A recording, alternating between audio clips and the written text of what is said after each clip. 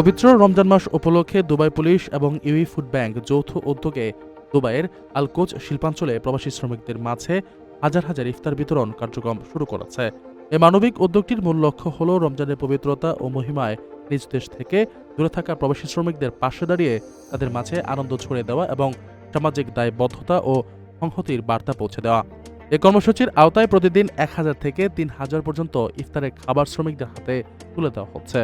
এই মহতী উদ্যোগটি কেবল খাবার বিতরণের মধ্যে সীমাবদ্ধ নয়, বরং এটি সমাজের বিভিন্ন স্তরের মানুষের মধ্যে পারস্পরিক সহযোগিতার পরিবেশ সৃষ্টি করতে সাহায্য করছে।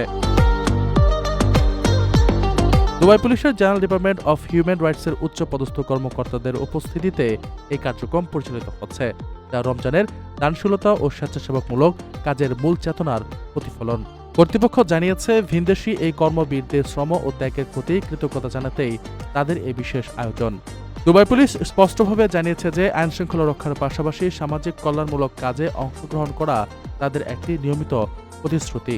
তারা ভবিষ্যতে এমন আরও মানবিক কর্মকাণ্ড চালিয়ে যাওয়ার অঙ্গীকার করেছে, যা সামাজিক বন্ধনকে আরও সুদৃঢ় করবে এবং দুবাইয়ে কর্মরত প্রবাসী শ্রমিকদের জীবনযাত্রার মান উন্নয়নে ভূমিকা রাখবে। প্রবাসীদের জন্য নির্মাণ হচ্ছে দেশের প্রথম স্মার্ট সিটি, যেখানে থাকছে স্কুল, মসজিদ, হাসপাতাল, সুইমিং পুল, হেলিপ্যাড, পাঠাগার, জিম, সুপারমার্কেট, শিশু পার্ক সহ সকল নাগরিক সুবিধা। মাত্র 30 লাখ টাকা বিনিয়োগে মিলছে আকর্ষণীয় ফ্ল্যাট। প্লাটিনাম ইনভেস্টরদের জন্য ঢাকা বিমানবন্দরে ভিআইপি প্রোটোকল সুবিধা। বিস্তারিত জানতে যোগাযোগ করুন স্ক্রিনে দেয়া হোয়াটসঅ্যাপ অথবা ইমো নাম্বারে।